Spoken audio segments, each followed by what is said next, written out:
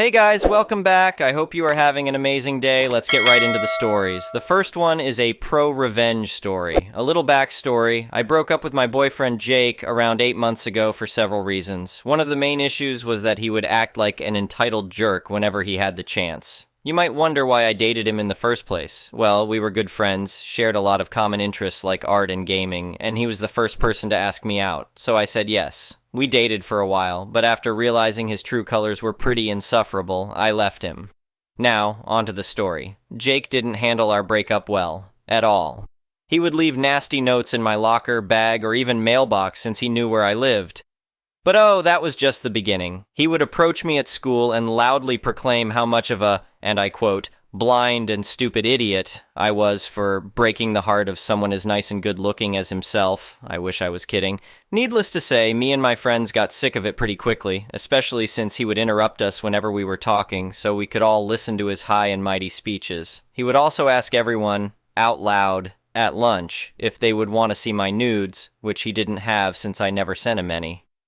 This went on for a while. One time when I was about to head home, I saw Jake's dad waiting by his fancy orange sports car with black accents. It had only 2 doors and what looked like leather or some premium material on the seats, waiting to pick him up. So I tried talking to him about what had been happening, hoping he would help me out. Spoiler alert, he didn't.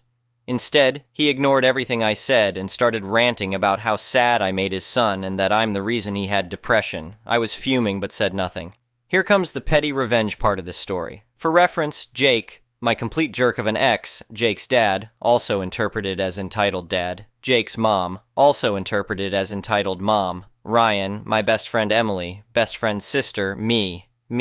After months of putting up with his crap, since going to the school faculty wouldn't solve anything, I did try, trust me, but they said they couldn't do anything about it. Ryan came up to me one day saying that he did something pretty stupid, but that would help my situation. Apparently, Jake had hit on his sister, Emily, saying that he had always loved her and how he wants her as his girlfriend. Emily turned him down and Jake went full-on nice guy on her. Ryan, being the stereotypical overprotective older brother that he is, came up with a plan. The day after this had happened, we had a gym class. Now, since Jake is a super trashy person and leaves his stuff everywhere, even in the guys' locker room, it was pretty easy for Ryan to find Jake's jacket, which was thrown onto the floor. Mind you, that jacket was probably worth more than my whole closet. So, Ryan had taken a small pouch filled with something that had a terrible smell. Ryan has a cat, so I assumed it was some rotting cat food or something like that, but he never told me what it actually was. He placed that into the pocket of Jake's jacket along with a note saying, "Stay away from my sister and me. Good luck with the smell." Which did explain the fact that both Ryan and Jake smelled like death for a week. But Ryan said it was worth it. However, it only kept Jake off mine and Emily's backs for a couple of weeks. After the smell of death was gone, he continued his routine. But worse, mostly for Emily. He would keep up the normal bullying for me, but he would now try to grope her and send her a bunch of disgusting messages. Now onto the actual revenge part of this story. Me, Emily, and Ryan came up with a revenge plan. Ryan noticed that Jake would say lots of horrible things about me and Emily, even when he was in the boys' locker room, so he recorded it. Not only that, but he also recorded when Jake had his tirades about our breakup. Emily managed to film him trying to grope her with the help of one of her friends, and also screenshotted the messages he sent her. And I talked to his parents, or more like getting yelled at and cussed out by them when they told me, and I quote, he was justified to do those things, which I also recorded. Now with all the proof we had, we went to the principal and managed to get a meeting, having the principal, me, Emily, Ryan, and Jake. The principal presented the issue, and Jake denied everything, but when it was our turn to talk. Oh boy, when it was our turn to talk. Ryan and Emily showed the recordings they had of him, but as we were doing that, the door burst open, and Jake's mom and dad came in. Jake's mom was shouting about how the principal didn't have the right to hold her son for this, and that they had to go somewhere or something like that. I couldn't care less, really. But when they went on a rant about how they did so much for this school and how they are such nice people and all the proof we had was somehow fake, I showed the recordings of them cussing me out and saying how their son was justified. Now, I wish I could have stayed around to see the faces of the parents when the principal called them out on their crap, but he told me, Emily, and Ryan to get out. However, as we were laughing to ourselves in the hall, we heard some stuff along the lines of, "You were lying to me about these events, and Jake will be suspended until I figure out everything else you've been lying about." Later, though, I found out that Jake's parents had actually donated a significant amount to the school, which was pretty much saying, let my son pass his classes even though he has bad grades, but was officially deemed a donation. Since the principal didn't want to take any more of this, he decided to suspend Jake from coming to school for the rest of the year and have him stay back a year. Now, since my school is separated into 2 campuses, my class will be moving to that other campus next year while he will be staying at this one. But knowing his parents, they would probably have him move schools. However, I won't have to deal with him anymore, or at least for a long time. This happened a few months ago, and ever since then, I haven't heard anything from Jake. Emily got a boyfriend, which Ryan did an FBI-style check on, typical overprotective brother. And Ryan also confessed to me, which was nice, but since I just got out of that mess, I decided to take things slow and not put a label on it yet. So, things ended up pretty great. But I learned that you never really know someone's true colors unless you are really close friends, date, and then break up, I guess. "Yo, what's up, Emily?" Ryan asked as he approached her in the hallway. Emily turned to face him. "Hey, Ryan. Not much. Just heading to class." Cool. Listen, I wanted to talk to you about something." Ryan's expression grew serious. "What is it?" Emily asked, sensing his shift in demeanor. Ryan leaned in closer. "It's about that jerk, Jake. He's been giving you a hard time, hasn't he?" Emily sighed heavily. "You have no idea. The things he's been saying and doing are just unacceptable." "Yeah, that's what I figured," Ryan said, shaking his head. "Don't worry. I've got a plan to put that entitled prick in his place." Emily's eyes widened. "Really? What do you have in mind?" Ryan smirked mischievously. "Let's just say it involves a little payback for all the crap he's been pulling. The next one is an entitled people story. I've lived in my house for over 20 years, and for the most part, it's been smooth sailing with my neighbors. That changed when a new homeowners association board was elected last year. Right away, they started making all sorts of new rules and regulations that no one asked for. I tried to ignore them at first, but it soon became impossible. The first issue was when they sent out notices that all houses had to be painted certain approved colors. They gave us a short list of muted earth tones that they claimed would improve neighborhood aesthetics. My house has been a cheerful pale blue for the past 15 years, and I had no intention of changing it to bland beige to satisfy their ridiculous demands. I figured I could just disregard the letter since our homes are all on sizable lots. Who cares what color my house is painted way back from the street? But a few weeks later, I got an angry knock on my door. There stood Kyle, the Homeowners Association president, with a citation threatening me with a fine if I didn't repaint my house. "This blue is unacceptable," Kyle huffed with authority. "It's a vulgar color and ruins the ambiance we're trying to cultivate." I tried to reason with him that my house was barely visible from the road, but he wouldn't budge. His mind was made up that my little act of rebellion was destroying the entire neighborhood's vibe. I finally had to shut the door in his face just to get him off my porch. A few days later, another notice showed up saying I had 30 days to paint my house or the fines would start accruing. $100 a day for non-compliance. I'd had enough and called my lawyer to ask what rights I had to keep my house looking how I wanted. She assured me that since I wasn't bound by any homeowners association agreement, they couldn't actually force me to make changes to my property. Buoyed by that knowledge, I ignored the notices and went about my business. I almost wished Kyle would show up again so I could smile smugly in his face about my lawyer's advice, but I didn't see him around. Until one Saturday morning when I was out doing yard work. I heard tires crunching on gravel and looked up to see a police cruiser pulling into my driveway. Before I could react, 2 uniformed officers got out and approached me. One had a sheaf of papers that he handed over, while explaining they were there to issue a formal citation for my building code violations per the Homeowners Association's complaints. I couldn't believe what I was hearing. I glanced through the pages, which outlined in meticulous detail everything from my non-compliant house color to the lawn furniture on my patio that apparently also violated some new Homeowners Association guidelines. The officer droned on about possible fines and court dates if I refused to remedy the infractions. But I barely listened. I was so furious about these unelected busybodies weaponizing the cops to harass me over such trivial homeowners association rules. As calmly as I could, I informed the officers that I did not actually belong to the homeowners association, nor had I agreed to abide by their covenants. Therefore, they had no authority to enforce arbitrary rules on my private property. I pointed out that the citations they were issuing had no legal grounds whatsoever. The cops hesitated, seemingly caught off guard that I was refusing to be intimidated. After some uncertain hemming and hawing, one officer radioed back to dispatch while his partner questioned me about the Homeowners Association's claims. I simply reiterated that I was not bound by their rules in any way. After a few minutes of terse back and forth, the officers finally conceded that they did not have cause to legally compel me to change anything on my property. With some grumbling about having their time wasted, they got back in the cruiser and vacated my driveway, citation papers left strewn on the ground. I nearly shook with anger as I watched them drive away. How dare Kyle sick the cops on me in an effort to get his way? I immediately called my lawyer and told her what happened. She reassured me that the Homeowners Association had overstepped their bounds and advised me to document everything in case they tried something again. Armed with that advice, I installed security cameras and prepared myself for an escalation in hostilities.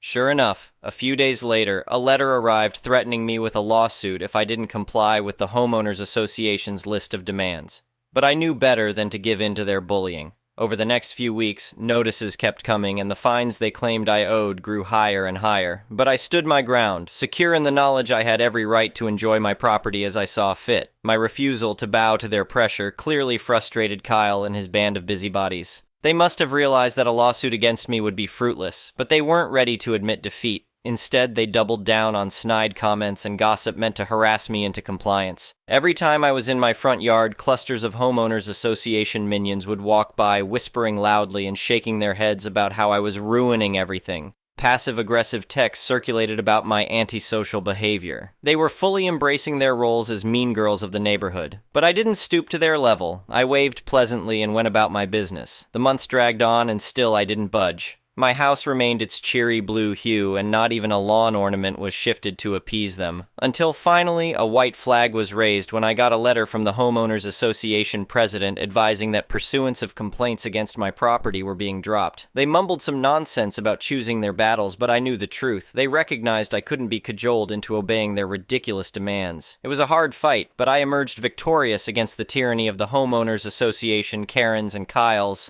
I'll stay vigilant in case they get another bee in their bonnet about my window planters or garden gnomes, but I think they realized they couldn't bully me into giving up my rights as a property owner. The color of my house may be blue, but my spirit burned a fiery red that they couldn't extinguish. The next one is a petty revenge story. I was flying in the window seat because I like looking out the window. The woman sitting next to me reached in front of me multiple times to close the window shade. She never asked me, she just reached directly in front of me to close the shade. I would immediately reopen it, and a few minutes later she would reach in front of me again to close it. It was a noon domestic short-haul flight, so no reason to need darkness in the middle of the day, and absolutely no excuse for violating my personal space multiple times without asking me or acknowledging me or treating me like a human in any way. So I pulled out my book and turned on the reading light, despite there being ample natural light from the open window for me to read. I then positioned my hands in such a way that my watch would reflect the reading light directly into her eyes. I read like that for an hour, jiggling my hand the entire time, so it would shine the light back and forth across her eyes and be super distracting and annoying. Once we landed and she took her headphones off, I turned to her and said, "Next time you fly, book a window seat if you want to control the window, or at least treat me like a human and ask me before you violate my personal space. What you did is unbelievably rude."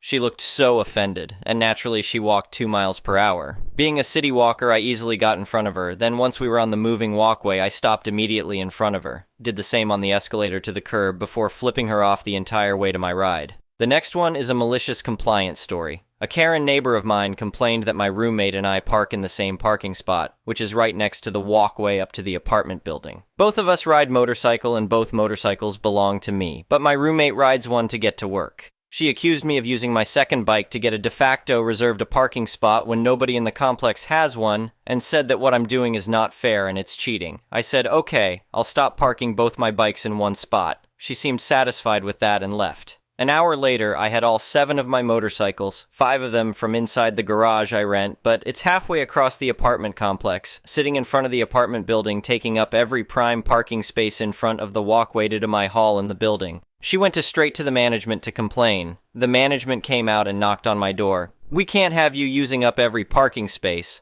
"Let me guess," Karen complained. "Yes." "Yeah, she told me I'm not allowed to have 2 bikes in one parking space to reserve a space. I'm not doing it to reserve a space. Both my roommate and I ride both of the bikes we park in that one space. All the bikes belong to me, but I gave the keys to one of them to my roommate to ride for commuting to work. The other one is my bike for going wherever I need. We park both in one spot to be nice and conserve parking spaces so other people have somewhere to park. I was just showing Karen what would happen if I'm only allowed one bike per parking space. The other 5 bikes are generally in another parking space in my garage where I keep the bikes that don't ride frequently. The apartment manager said, "I understand, you made your point and I'll talk to her. Please put the other 5 bikes back in the garage." "No problem," I said.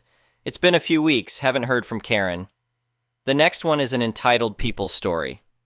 I would like to know if what I did was wrong, so it's a long story, but I'll start it at the best place I can think of. The start. I am currently homeless. I don't drink. I don't do drugs. It's completely because of a medical issue.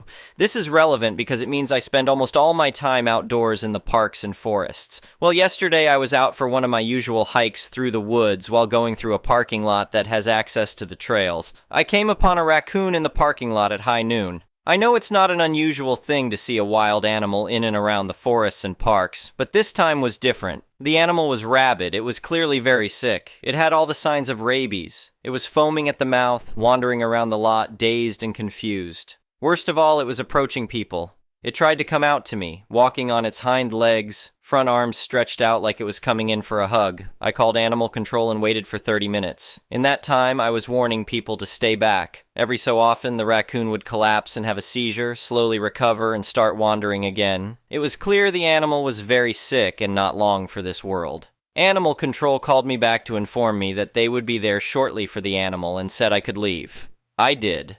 I left and went to get some bologna for lunch and dinner. Well, I had to go back that way to return to camp. 2 hours had passed since I left. When I got back, there was this older woman standing at the side of the parking lot.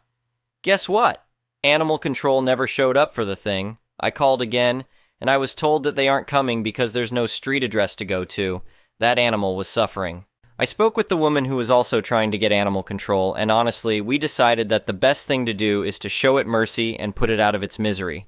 So I went into the woods and found a very big, heavy log, more of a club, to do just that. Well, when I got back to the animal to do the deed, another woman came running up with her cell phone in hand, screaming at me, saying, "What are you doing? You can't do that!" She was recording me. We tried to explain that animal control won't come, that the animal is clearly rabid, you can tell it's in pain. She yelled at me, saying it's not my job, that what I was going to do is cruel and illegal, that she's going to call the cops. At this time, the raccoon had collapsed, its entire body shaking, it was having another seizure. I really didn't want to do it, honestly. What I had to do hurt my heart. But I did it with one whack, ended its suffering. The woman who was helping me thanked me for being the one to do it. The other one who was yelling followed me, screaming, calling me a dirty bum, disgusting, a monster, screaming I am going to jail, and some really nasty remarks about how they are going to have fun with me in prison. Honestly, I feel horrible for doing it, but I think I made the right choice.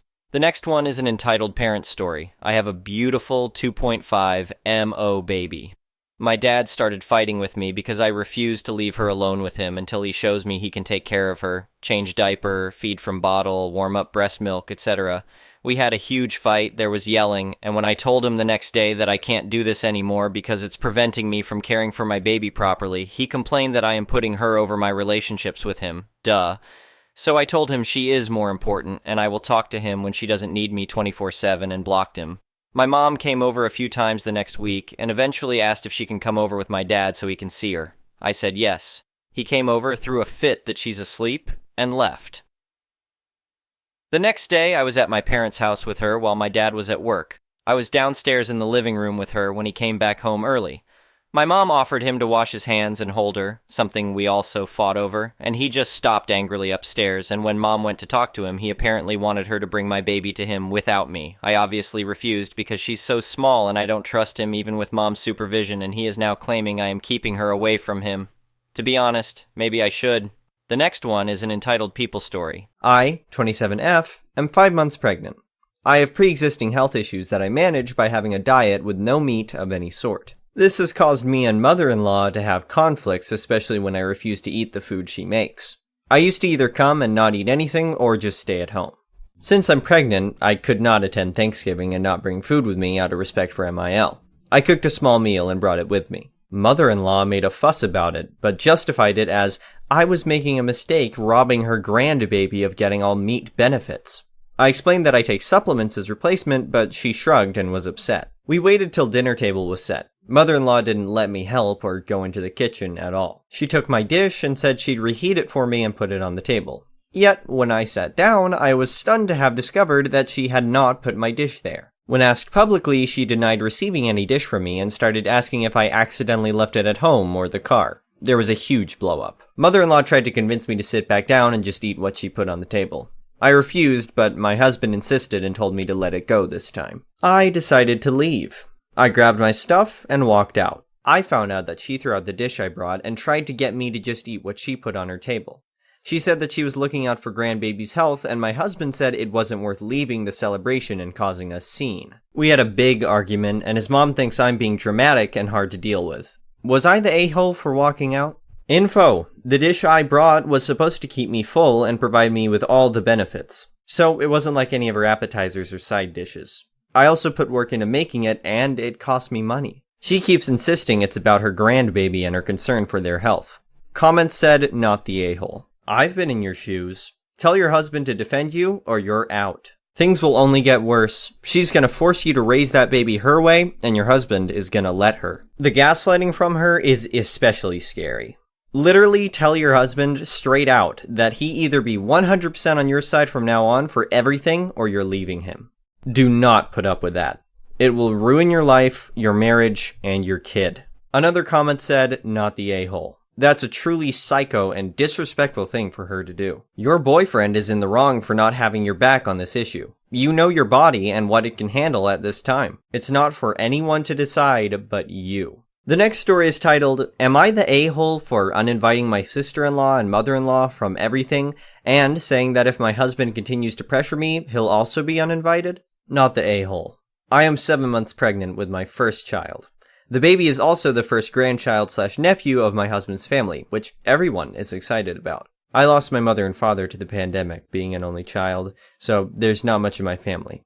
Since the death of my parents, 1 year ago, my husband's family has welcomed me with open arms as part of them, and I have become very close to my mother-in-law and sister-in-law. I always wanted to have a gender reveal, and I trusted my sister-in-law to organize everything about this. With 3 days to go before the party, I started to receive messages from all my husband's relatives and even close friends congratulating me on my baby being a boy. I went to ask what happened. My sister-in-law confessed that she let it slip to my mother-in-law, and she told everyone the sex of the baby after knowing, because she couldn't hold it and took proportions beyond what they imagined.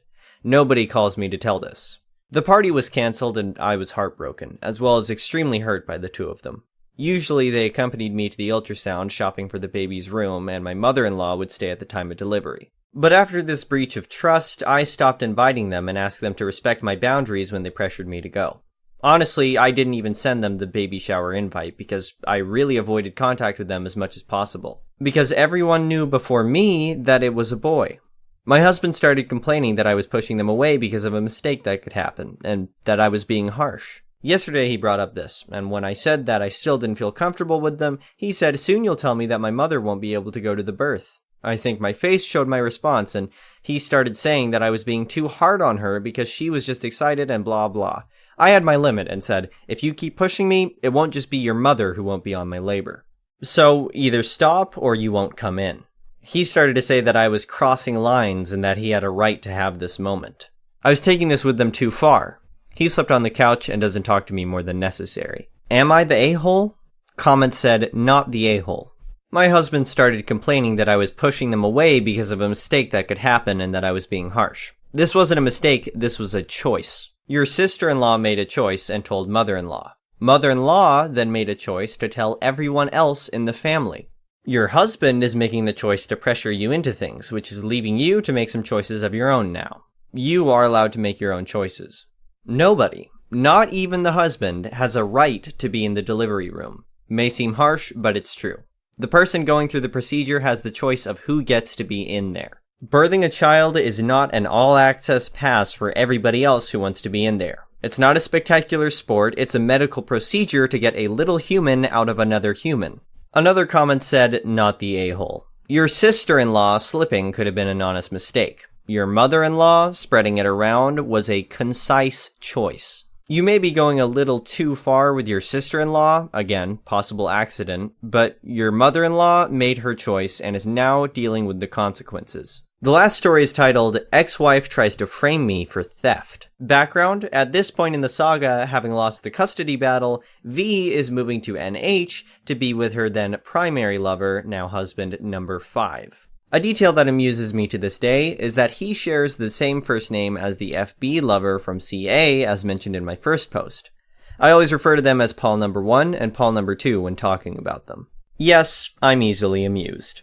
The incident. About a month after the custody hearing at which I got full physical custody of Rebecca, V and I had an email exchange in which we agreed that I would go to her apartment and take Rebecca's captain's bed and some of Rebecca's belongings the day before movers arrived to pack up Voldemort's stuff. She was moving 75 miles away to central NH, having burned pretty much every bridge in the area. As Sam drives a truck, he graciously agreed to come along to both help and to be a witness. So we get there around 7:20 p.m. and knock at the door. After a brief wait, V opens the door, iPhone glued to her ear. She sullenly mumbles something about her stuff is upstairs and then heads off to her second floor bedroom, weaving and mumbling something that made me stop and think. I didn't quite get it, but I recall thinking, I really cannot go in here at all without a witness. I stick my head out the door. Sam, come on. You need to come in with me. So, we go in. Holy crap. It's a tip. It's not quite filthy, but it's beyond cluttered. By now, V has disappeared into her room, complete with slamming the door, so it takes me a bit of wondering to find Rebecca's room. It's not just that she's in the middle of packing, but there is crap everywhere. Dust, cobwebs tracked in dirt, unwashed dishes, empty boxes of wine, dry dog food scattered and trampled underfoot. I could see that it's quite a nice place. An open living area with a balcony overlooking it, and lovely woodwork, and exposed beams and insert shelves in the walls. An antique wood stove on a hearth is blazing away. Really, lots of potential. But a tip, nonetheless. So Sam and I start gathering up Rebecca's stuff and take some stuff out to the car. I realize we need an Allen wrench to take apart the bed. So I go out to the car to get one and come back in. In the lull in activity, she had come back into the living area but went right back into her bedroom as we climbed the stairs, phone still glued to her ear. It takes a bit, but we finally get the bed taken apart and have moved most of the stuff in Rebecca's room out to the front lawn. Without conferring, it's clear Sam and I both decided to get the stuff to the front lawn and worry about packing the vehicle after we're completely out of the house. It's at this point that it starts to get weird. Sam is carrying out the second to last load when V pops out of her bedroom door, looks out from the balcony and says, "Why are you taking stuff out of my house?" Sam drops what he's carrying and exits the house. I come out of Rebecca's room, and V clearly didn't realize I was still there, and say, "You agreed via email that we would take Rebecca's bed tonight." She looks startled and says, "Is that Rebecca's stuff?" "Of course it is. You said her stuff was in her room." "Fine." She goes back into her bedroom. I take what I'm carrying and go outside. Sam says, "Dude, that's not right. We need to call the police." "You're absolutely right." I could tell that Sam was expecting me to object, and he does a double take when he realized he wasn't going to have to convince me. "Crownsville Police Department, you're on a recorded line." "Yes, hi, my name is Jack Crow, and I live at 321 Main Street here in Crowsville." While I'm talking to the police on the phone, I'm aware of V coming to the door and opening it, and becoming quite agitated as she realizes I'm talking to the police. By the time I finish the following explanation, she has slammed the door and is tromping around inside the living area, heatedly talking on her phone. I'm at my ex-wife's apartment getting some of my daughter's belongings as we had agreed to via email, and while I'm getting the last of the stuff out of the house, she suddenly asks, "Why are you taking stuff out of my house?" So, in order to protect all parties, I'm asking that a police officer comes by to verify with Miss Crow that she agreed to this and that she is fine with what we have removed from the house. "An officer will be right there, Mr. Crow." As I'm waiting for the officer to arrive, leaning nonchalantly against the front of Sam's truck, Sam is standing there next to me, just shaking his head. Right about here, V throws open the front door, muttering something about having not gotten all of Rebecca's stuff, and proceeds to deposit another laundry basket piled high with clothes and other items on the front stoop, and then disappears back inside. I start to whistle, "Pop Goes the Weasel." Most of the stuff we moved is still sitting on the front lawn. We leave it there. After about 5 minutes, the officer arrives. He steps out of the patrol SUV, and I slowly approach him, arm extended to shake his hand. "Good evening, officer. I'm Jack Crow." "Evening, Mr. Crow. Allie Johnson." We shake hands. I give him a brief explanation of the situation, and he comments that I was right to call him, and that he'll go speak to V. He's up there for about 2 minutes, and then he comes back down. "You guys are good to go." We briefly chat with him, apologizing for having to get him involved, and he replies, "No, you did the right thing. If a woman in MA says something bad about you and you've got stuff dangling between your legs, you're gonna be in trouble." I liked him a lot after that. We start loading the rest of the stuff, and he asks, "How much more is in the house?" "Nothing, it's all out here, except that last laundry basket on the stoop that Miss Crow brought out while we were waiting for you." "Oh, good. I can't sit here all night. If you guys are good to go, I'll take off." "Wait, what's that?" "What's what?" "I think I saw a phone in that basket." He shines his flashlight on the laundry basket on the front stoop. I walk up to the basket. An iPhone is sitting on the top of it. I pick it up, and it looks like Rebecca's old iPhone 4. It's my daughter's old phone. I'll just take it with us. I carry the basket down to my car and put it in the back seat. Just as I'm walking away, it rings. Incoming call from V's landline. I realize it's V's phone. I pick it up and answer it. "Hello?" Click. I look at the front. There's a text from Paul number 2 on the lock screen. "Is he gone yet?" "Yup, it's her phone." "Wait, officer, I was wrong. It's Miss Crow's phone. Could you return it to her?" He takes it from me and returns it to V at the front door and walks back down to us. "Okay, you're still good to go. I'm gonna go now. If you could, swing by again in 15 to 20 minutes. If we're still here, you might want to pull in and make sure we're still okay." "Sounds good. You two take care." Not 5 minutes after he pulls out, and while we're still loading stuff, V again pops out of the front door, phone glued to her ear. "Is the officer still here?" "No." "Get him back." "Why?" "I want him back." "Get him." And back inside she goes. I'm briefly tempted to tell her, "If you want the cop back, you call for him." But that little voice in my head says, "You call." So I redial Crowsville's finest and request that Officer Johnson return to the address. Again, Sam and I assume our waiting positions at the front of the truck. This is why I didn't want Rebecca here tonight. Good call. A few minutes later, Officer Johnson arrives. "Hey, Officer Johnson. Long time no see." He grins at me. "She just came out the front door just after you left, asking for the police to be called." "I'll go see what she wants." He goes up there and V hands him her phone. He talks for a few minutes, hangs up the phone, continues speaking with V for 20 more seconds, and then returns to us. I look at him quizzically. "No worries, guys, you're still good to go. But I'm gonna stay here until you're done." I continue to give him the raised eyebrow. "She wanted to accuse you of trying to steal her phone, but I pointed out to her that I was the one to notice it in the basket you hadn't touched yet, and that you were the one to ask me to return it to her. Her boyfriend asked if you could be made to wait until Sunday, but I told him no, they've got 3 more things to load and they're out of here. Just finish up, guys. We all want to get home where it's warm." We finished up, and we all shook hands and got out of there. The next one is an entitled people story. My partner lost her new job last month unexpectedly, completely out of the blue, for absolute bullcrap reasons, but that's a whole other story. She's been looking for a new job, but there was no way she would be able to find one in time to avoid a lapse in health insurance, which isn't really an option for us. In order to get her on my insurance, we decided to just go ahead and tie the knot. We've already been in the process of planning our wedding next fall for quite some time. One of the first things we did was pick a venue. At first, we had our hearts set on the local botanical gardens, aka Venue A. We spent a lot of time there, and even had a membership for a year before our finances dissolved into chaos. But when we reached out to them, we discovered that their prices and policies are insane. The venue itself has a large rental fee, which we expected and planned for, but then they nickel and dime you with a bunch of other mandatory charges. You have to use their vendors, everything is per guest, and they have a 125 guest minimum. We don't even know that many people, let alone that many we would want at our wedding. All told, it was going to be upwards of $10,000 for their most basic packages. And on top of all that, they and their vendors couldn't even promise me a meal I could eat. I'm violently allergic to gluten, and so is most of my family. So naturally, that was out of the question, and we picked a different place. Venue B, local arboretum with much more reasonable costs/policies, extremely helpful staff, and options for food allergies. We still plan to have our real wedding there next fall, and couldn't be happier with our choice. But when we were deciding where to have our little marriage ceremony this week, with just our closest friends, I had an idea. It was only 6 of us, so I had everyone buy a regular general admission ticket to Venue A.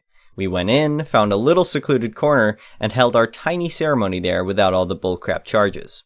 We then pranced around the venue, taking lots of cute pictures together to celebrate our marriage, all for the low price of general admission.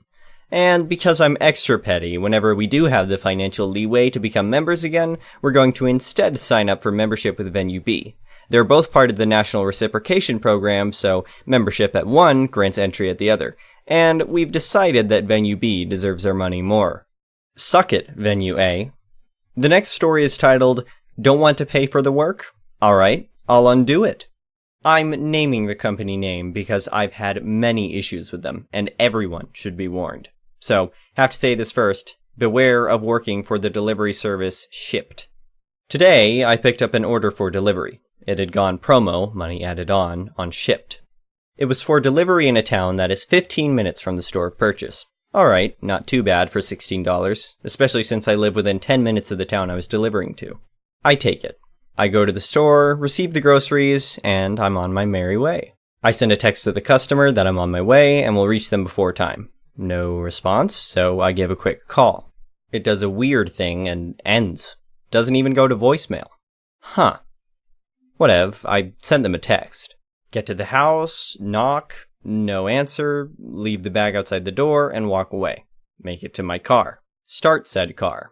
Woman pokes her head out the porch door as I'm about to leave. You are very lovely, woman on porch. Thank you for your kindness.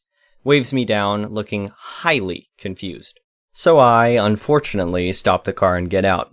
Woman asks what this is. Why, your order, ma'am, I say, looking all happy. I didn't order anything, she says. Oh no. Did anyone else in the house? Nope. Oh no. So there's a wrong address on the delivery. I've never dealt with this before, and I have to leave to catch a movie with my friends in 30 minutes.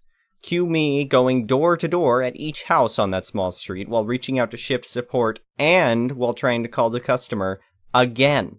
Does the same weird thing with the phone. Give up on that. Proceed to knock on doors. Nope. Nobody's. Alright. Shipt's suggestion? Just drive back and return it. No, Shipt. I am not a delivery contractor. I am not a volunteer, nor am I a charity.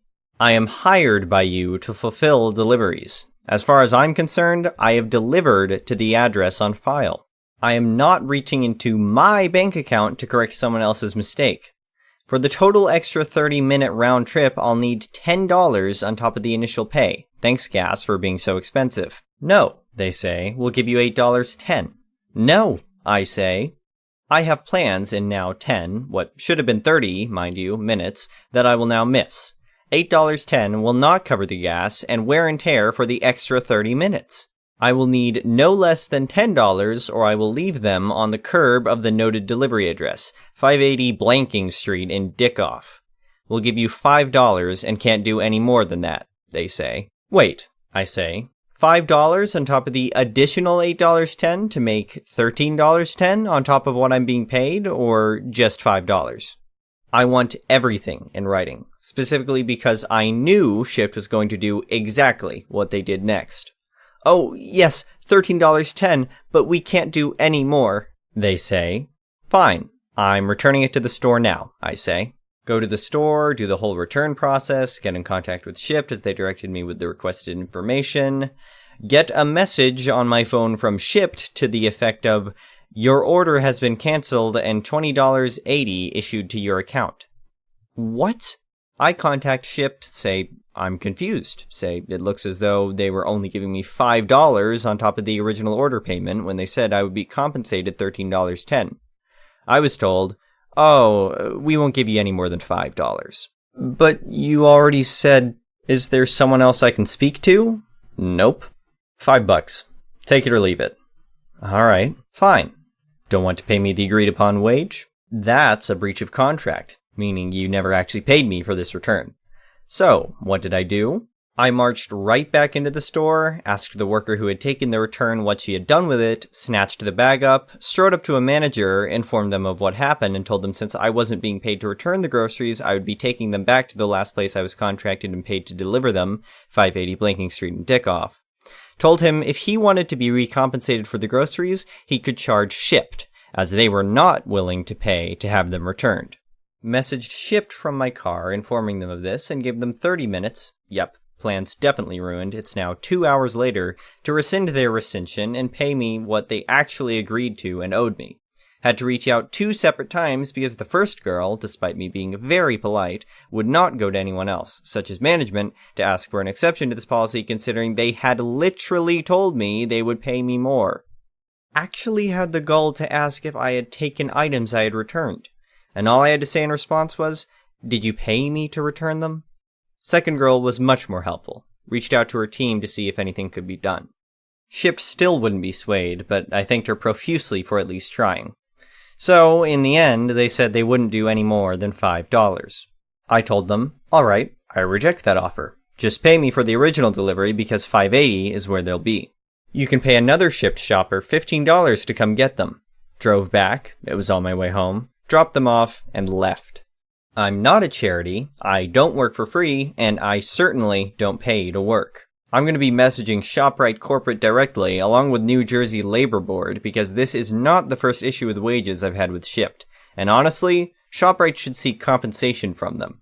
Have fun paying for the more than $13.10 of groceries that are now rotting on the curb, Shipped. Side note, to anyone who may say you're being entitled, no, I am not. It is not entitled to expect an agreed-upon wage. It is extortion to expect me to work for less than agreed. Imagine you accepted an order from a delivery service, fulfilled that obligation, and suddenly they decided to pay you less than half for that completed order. Or you're working at a job and they suddenly cut your pay without any notice or agreement upon your part. As I explained to them, I never would have returned the groceries for $5 because it wasn't my mistake. Would have returned them no problem if it had been. And I would be paying to return them, plus the missed plans, plus the lost time. So, no. I am no way in the wrong, and I don't care what anyone who thinks otherwise has to say. The next story is titled, Cops Knocked Down My Dorm Door Because Mom Lied to Get Me Back. I attend college in Arizona, Mom and stepdad live in Maine. I've gone VLC with them over the 3 years I've been in school. The summers I've managed to get a job or internship to keep me out here. 4 months ago, Mom sent me an email telling me I was coming to Thanksgiving. She wanted the family together and had a photographer coming to take photos. So, we could fake being a happy family for a few hours. I told her I would not be coming because of my job on campus. She then called the school, who told her that A, I'm over 18, therefore they can't tell her anything. And B, when she threatened to pull me out, the awesome lady at the registers told her, good luck, he's on a full scholarship and pays for everything himself. When she realized she couldn't lie to the school, she had E-Dad call me to beg me to come. This guy stood by since I was 12 and watched my mom beat me, degrade me, lie about me, and did nothing. Duck him. I ignore his calls. She then called my bio dad, who laughed at her and hung up. We have our issues, but he's genuinely a good guy who's dealt with mental health issues his entire life. So, Thanksgiving, I woke up. School was closed that day, so I didn't have to work. Went to the gym, enjoyed a leisurely breakfast at my favorite cafe. I came home and was getting ready to throw laundry in the washer and make myself chicken and noodles in my crock pot when my door was pretty much knocked down. Campus cops and outside cops. Guess whose mom called and said her son told his 13-year-old sister, I don't talk to my siblings because they're easily swayed by mom, that he was going to bomb the school. Yeah. So, after a trip to the campus police building, them searching my room and car and finding nothing, my RA and 2 floor mates defending me, and me showing emails of my mom threatening me I'd be sorry for not coming to Thanksgiving, they apologized. I was allowed to go back to my dorm in the RA, and I managed to put the door back on. Then my grandma calls. Guess who was arrested for making a false police report? If you guessed my mom, you'd be right. The next story is titled, I Changed My Ex's Netflix Profile. I found out my STB ex-husband was having an emotional affair. His words, an affair is an affair in my eyes. I still had all the login information for our shared Netflix account, but under his email. I changed his profile photo to a rooster and the name to Babyback Idiot. And I changed my profile name to his emotional partner's name and made the pic of Lucifer from the TV show. He changed the password, but then he didn't re-sign into our son's tablet, so I had to get the password from him anyway, and he's too dumb and hasn't changed it yet. Update, I was able to mess with his account a little bit on my son's tablet. The Wi-Fi wasn't working well, so I couldn't watch anything, but I deleted a bunch of stuff from his continue watching row and messed with where he left off on other shows. The last story is titled, Scream at an Employee Because They Don't Have the Cupcakes You Want? Enjoy, my derriere dear. Okay, so this is a silly story, but it still makes me chuckle. A few months ago, I was out running errands on the weekend. One of my errands had me pick up some cupcakes from a local bakery for D&D. This local bakery makes fabulous cupcakes with unique frosting flavors. Lavender honey is my personal favorite, so they are pretty popular. Due to their popularity, I had ordered ahead. Unfortunately, the woman behind me didn't. Insert entitled Karen. As soon as she queued up, I felt slightly queasy. It was likely due to her perfume, but alas, something more was off. It did not take long for her to complain about the length of the line. There were maybe 4 people in front of me. Honestly, not that bad, but it's a small shop, so it can take some time to process everyone. Instead of looking at her phone and scrolling through Instagram like a normal human being, Karen decided to whine and moan about how slow the service was. This, of course, made everything feel infinitely slower. Once a few people had processed and she could see the glass cabinets, she decided to complain about the lack of variety. It was at this point that the front staffed employee, who was ringing up someone else, told her that what they had on display was the last of the morning batch. If she wanted specific flavors, Karen would either have to wait for the afternoon batch to be finished or next time order ahead. Karen didn't like that. She huffed about how a bakery, again, small, locally owned, with max 2 bakers, should obviously make more cupcakes than they can sell, because what if she wants a dozen of their seasonal flavor? The employee tried to explain how they made only a certain amount each day, and that this is their policy. Again, she could order ahead or come back later. Now, this entire time I had been scrolling on my phone, again, like a normal human being, and didn't figure Karen would do anything besides make buzzing noises. I was wrong. We were standing more or less next to one another at the time, since it was my turn to pick up my order. Karen's face went into a shade of red I can only describe as overheated pig. She then started berating the employee at how unfair the whole thing was. She just continued to sputter about the atrocity of not having the cupcakes she wanted. Now, it is never okay to scream at someone who is just doing their ducking job.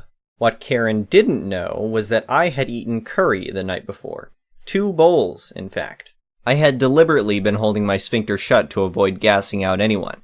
However, I decided to let my butt blow a fellow a-hole a kiss. I turned myself slightly to get ample aim and let it rip. A faint hissing was heard, most likely only by me, as Karen continued yelling. She then suddenly stopped. It's as if the world slowed as her nostrils sniffed the now pungent air. She gagged, ever so slightly, but I heard the disgust. It took everything in me not to erupt with laughter. I pray the employee didn't get caught in the crossfire. They were a few feet away due to the counter, but Karen certainly took the full blast. Luckily, no one else was behind her. I left the shop with my delicious dozen and a little bit lighter. The next one is an entitled People Story. I have a neighbor who's a typical Karen. She's a stay-at-home mom and has tried to befriend me countless times before. She sells some kind of multi-level marketing product. I recognize that pitch she used on me. She knows my boyfriend and I are child-free and assumes that we have so much free time, and she keeps dropping hints that she needs a sitter for her 3 kids. I was not interested in befriending her. She gives off the vibe that I need a glass of wine to get me through the day, and her kids are the most spoiled brats I have ever had the displeasure of knowing. I have seen her kid break stuff and throw the worst tantrums at community gatherings and the neighborhood parties pre-pandemic. Surprisingly, she's still liked by a lot of neighbors who are also stay-at-home moms who think they're oppressed. I have also heard from one other neighbor that she's made some racist remarks towards me and said my boyfriend would do better with his own kind of people.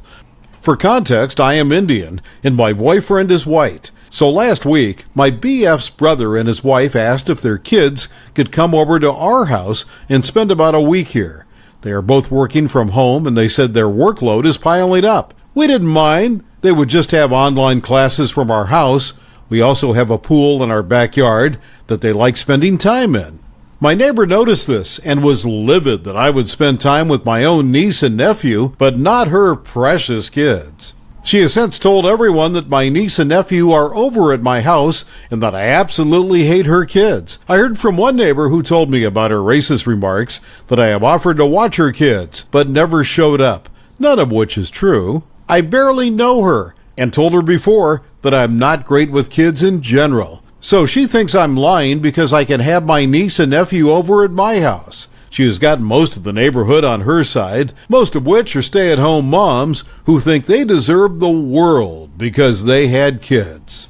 They sent me messages asking why I lied about not being good with kids, and why I wouldn't offer to watch her kids when I clearly have free time because I'm CF, and every mama deserves a break. So am I the a-hole for lying? Because I like spending time with my niece and not her kids? Comment said, not the a-hole. If she can't manage to bring up kids that you would want to spend time with instead of avoiding like the plague, why would she expect you to want to babysit? Not only that, but if you hear any more comments about it, tell the people you hear it from that you've heard she's been racist towards you, and surely she doesn't want one of your kind to take care of them.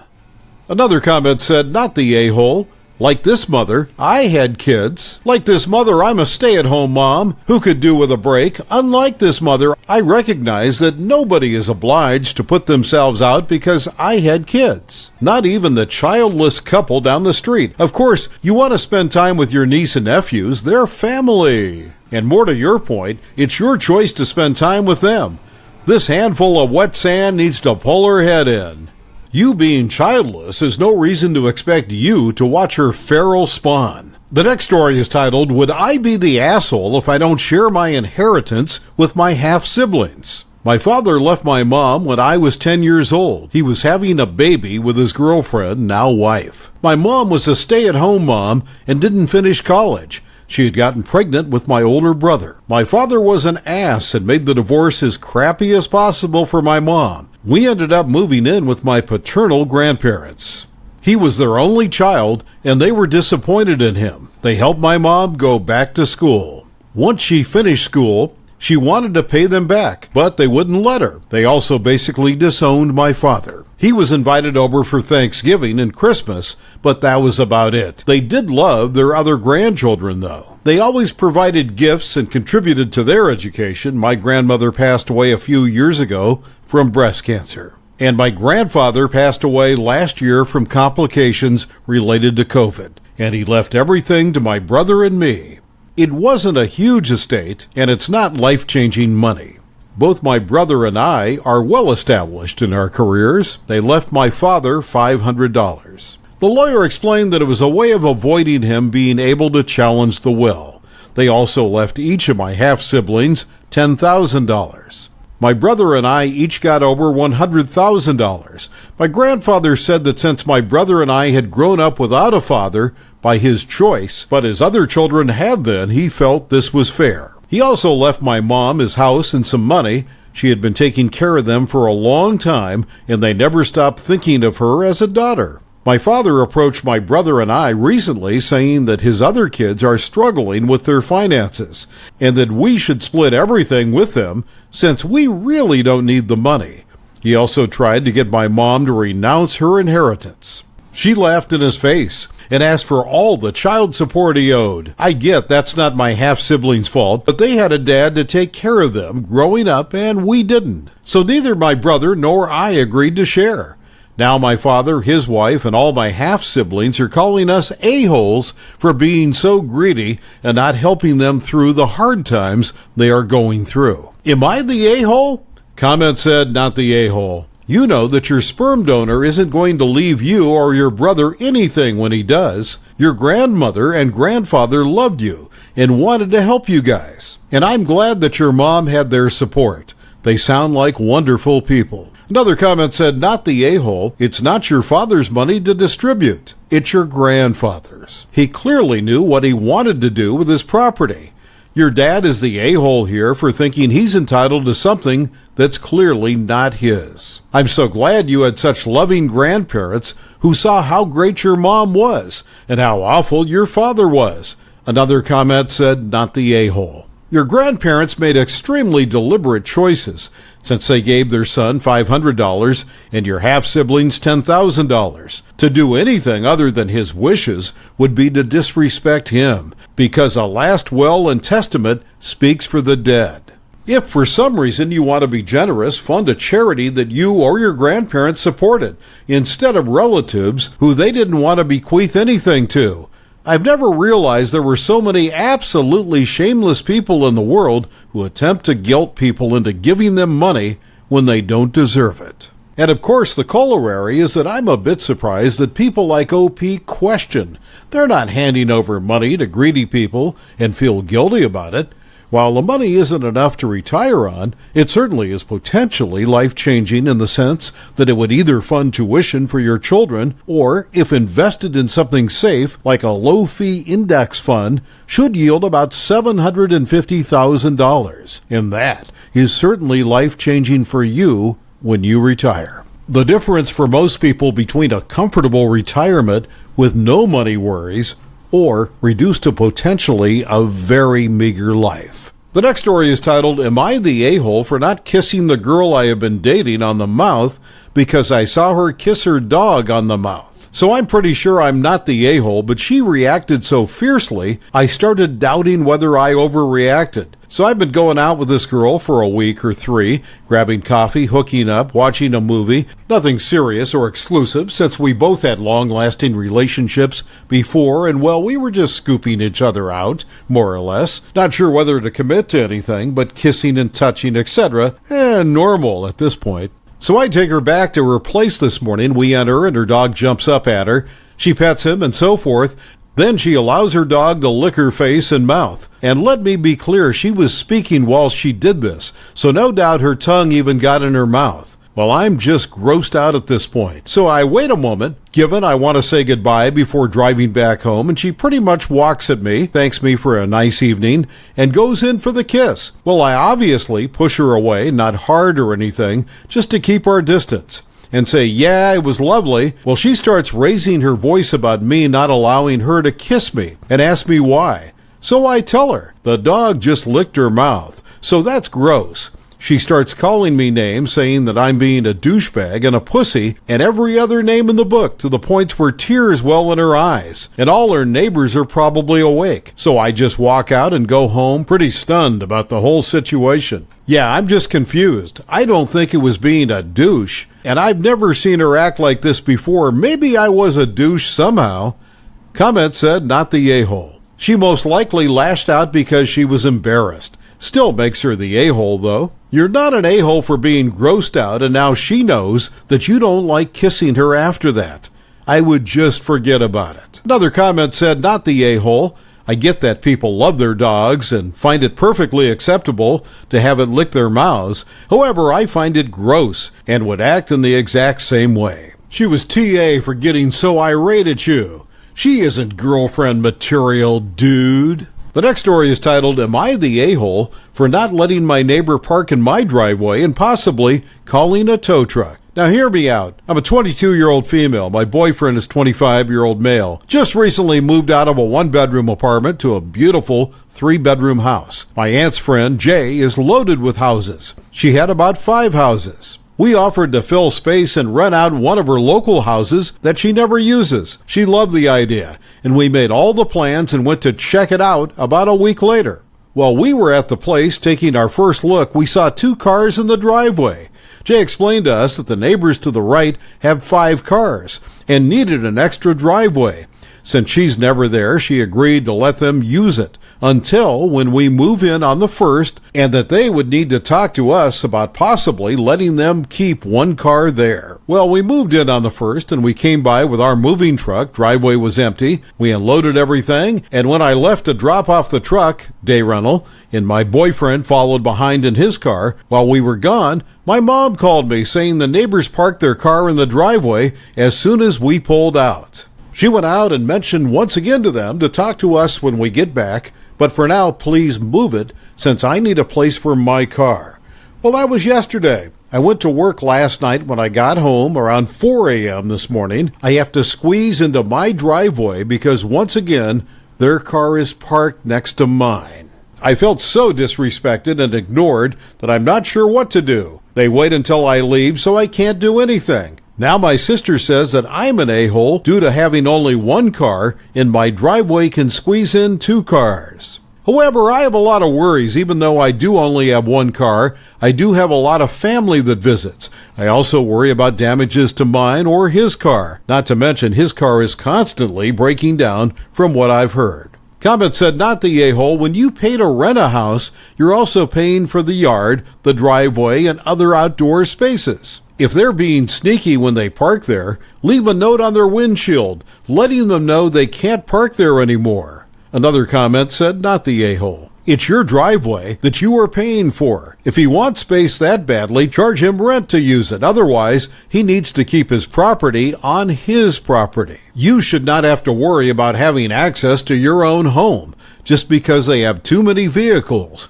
It sounds like they have been told multiple times that they need to speak with you to get permission, and since they are not doing that, go ahead and call the non-emergency line for your local law enforcement and inform them of the trespassing. They can come out and explain things, and that way there'll be a legal record to cover you if you have to have it towed away. The last story is titled, Am I the a-hole for leaving dinner early and causing a scene in front of my wife's family? Let me preface this by saying that I love my wife. I just think she can be a little inconsiderate at times. My son has what my wife calls a deadpan voice. While I admit he doesn't show much enthusiasm when speaking, I think he has a right to express himself in his own way. My wife, however, insists that he needs to be more enthusiastic and vocal. She often tells him to speak up or say it with feeling, and I can tell that it gets to him.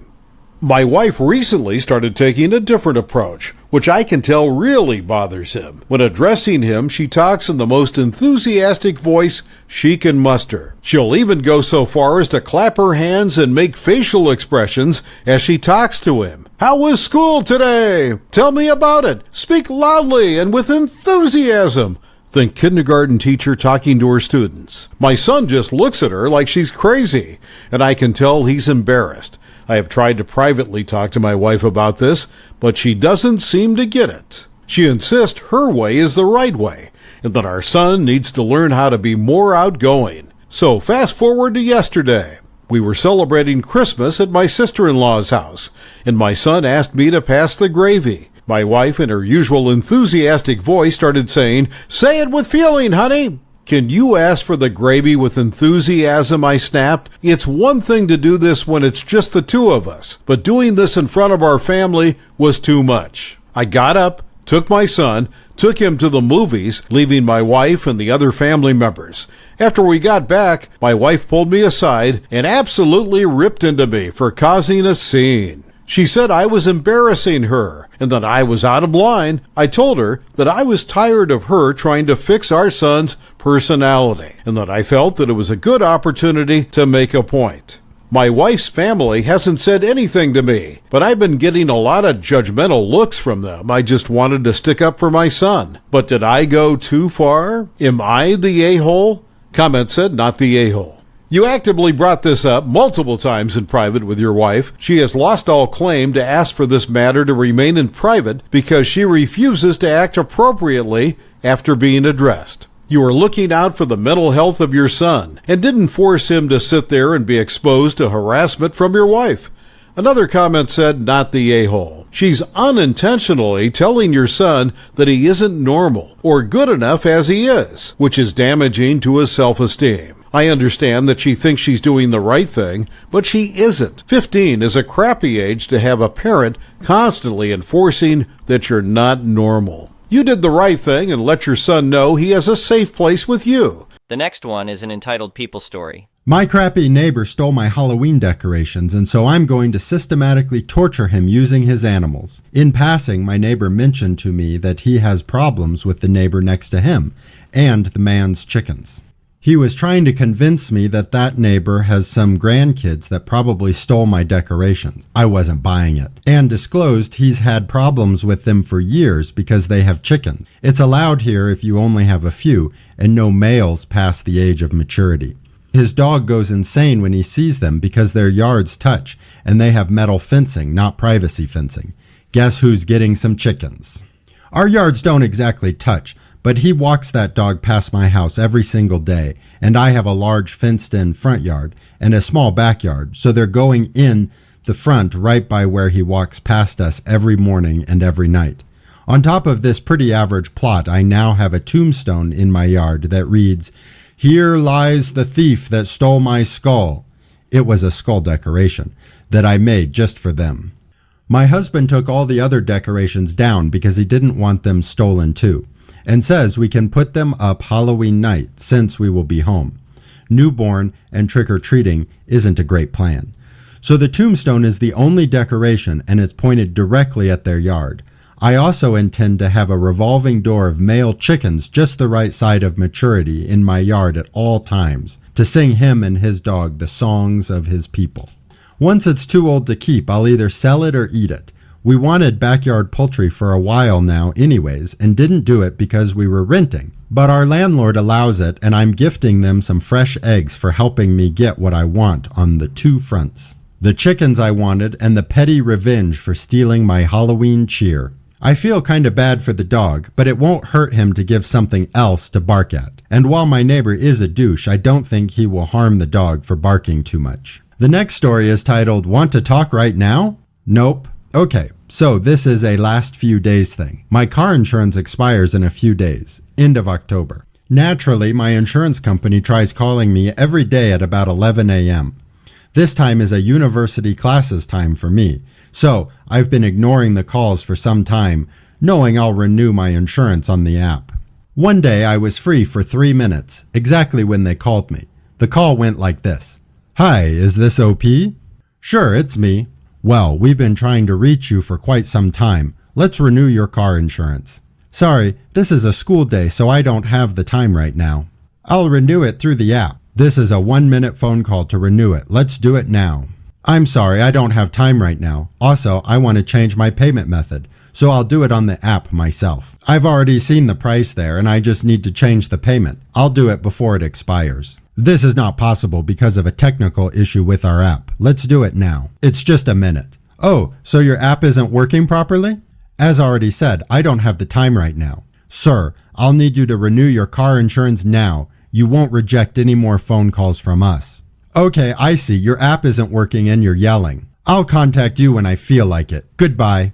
Cue petty revenge. I decided to do my market research properly.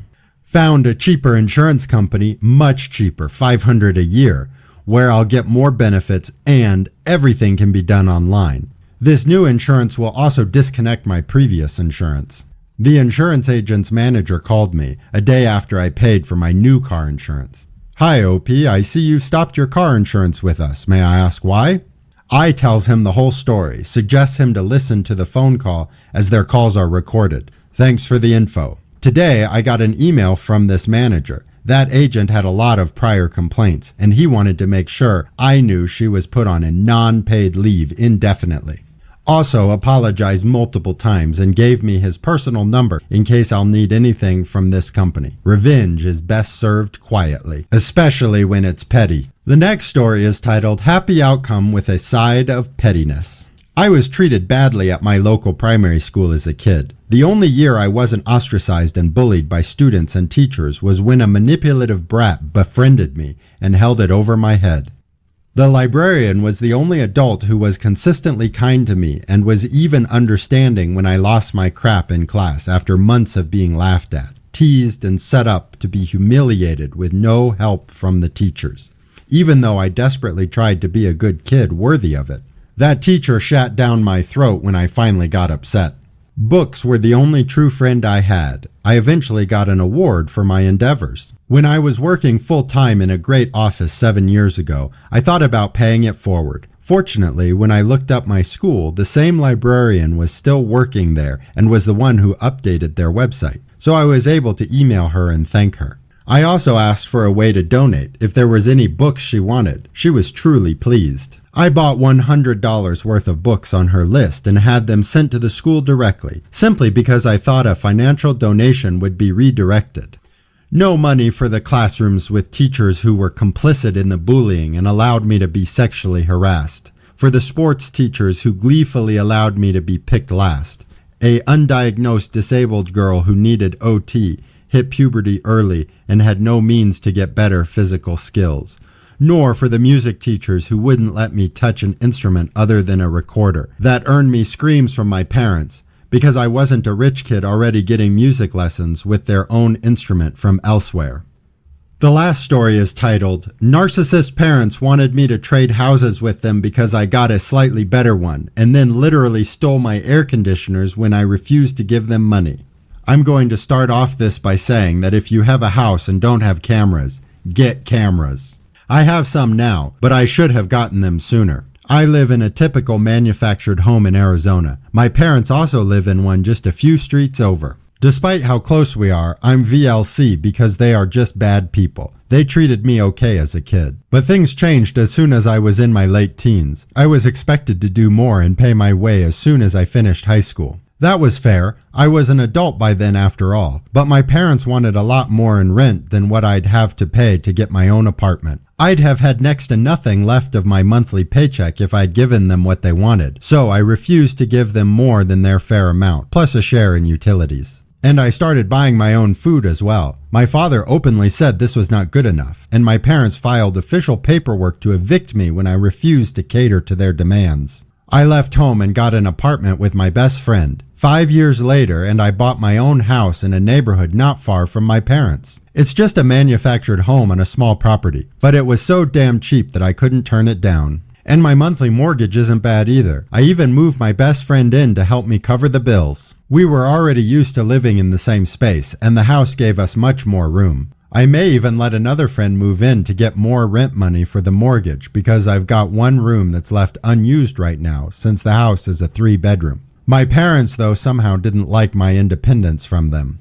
Did they want me to fail or something? I don't know. But the incident that caused the VLC was when they demanded I trade houses with them. Yes, you heard that correctly. They wanted to trade. Their manufactured home is smaller and older than mine and has one less bedroom. And their yard is smaller too. Not that either of us have any grass. It is Arizona after all. When they first saw my place, they looked pissed. After a couple more visits, my father said it wasn't fair that I was doing better than them, and I was rubbing my nicer house in their faces. It's just an old manufactured home in one of the hottest states in the U.S. Seriously. What's to brag about? But I guess having something even slightly better than what my parents had irked them. And as I have already said, they demanded we trade houses because of it. My friend who lives with me literally fell onto the couch laughing when they said that. And I couldn't help but join in. My father said it was not funny. And to give him what he wants. When I recovered my composure, I said he and my mother were not entitled to my house, or anything I own for that matter. And then told them to get the duck out. After that, we barely spoke. And then the pandemic hit. Didn't really change my life much. I like the peace and quiet, and my friend knows to leave me alone most of the time. My father, however, got laid off. And he struggled to find another job. He ended up working in the local Mardo walls for half the year before getting a better paying job. I did get a kick out of seeing him there when I was shopping for groceries. But as much as I hate him, I'm not going to call him a bad employee. He did fine, but during that time, he and my mother kept calling me and asking for money. And I know what y'all are thinking. Don't lend them anything. They don't want loans, they wanted handouts. Why? Because they raised me and I owed them. I said if they didn't want the cost of raising a kid, they shouldn't have had one. A few weeks ago, though, my mother called me begging for money because their dinosaur of a window AC unit finally crapped out. I told them I was not giving them anything, and they were too cheap to replace that old AC unit for a long time, so I wasn't going to buy them a new one.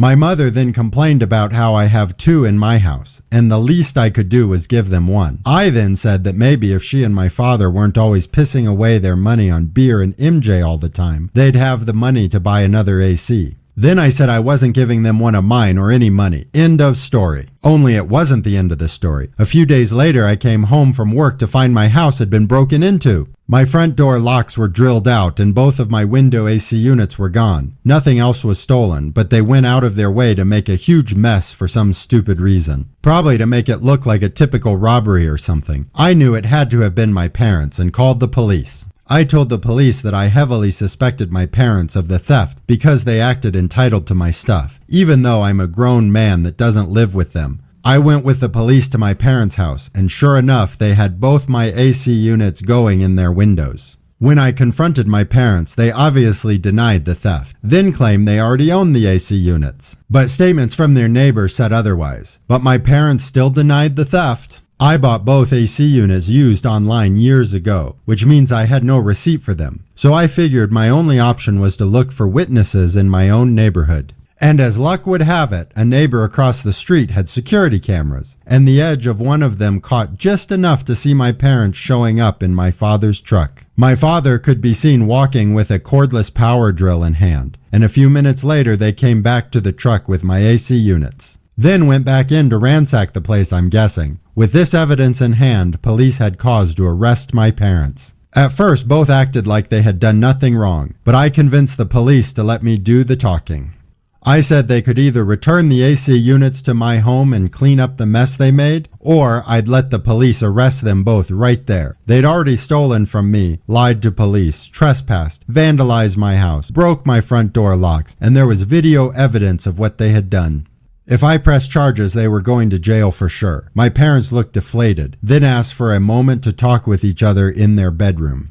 I heard a lot of shouting from both, and I could hear my mother yelling that my father was an idiot, and he was trying to blame me in turn. After about 5 minutes, they came back out looking even more deflated, and said that they'll return the AC units and stop bothering me for money if I didn't press charges. I said they were going to clean up the mess in my house and buy new locks for my front door as well. And then I wanted written apologies from both on top of it. They begrudgingly agreed and even got a police escort back to my house. My father was forced to put the AC units back in my windows, and then left my mother to clean up the huge mess they made while he went out and bought replacement locks for my front door. He was gone about an hour and came back with a new stainless steel lock set to replace the knob and deadbolt. Then he had to help my mother finish cleaning. During this time, I let the two cops just sit and watch them while drinking soda. They said it was very entertaining. After everything was cleaned up, I gave my parents each a piece of paper and a pencil. Then I told them to write out apologies to me for what they'd done. My father looked especially pissed and said I was treating him like a child. I said he was acting like one and never stopped treating me as a child either. This was just me holding him accountable, and I could have sent him to jail, but I felt like this was better for teaching him a lesson. Then he kind of snorted and started writing. My mother wrote out a good apology, but my father's was half-assed and passive-aggressive, but I didn't care. It seemed to kill him a little inside to have to do it, and when he was done, he left without speaking to me.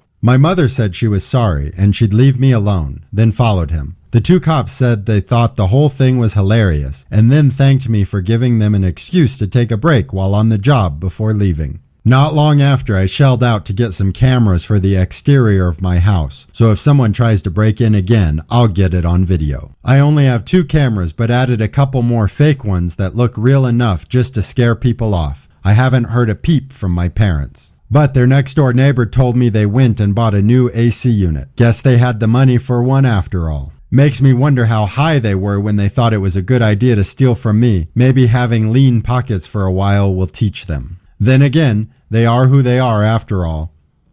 Thank you for watching, and I'd really appreciate it if you would like this video, and subscribe to our channel if you haven't already.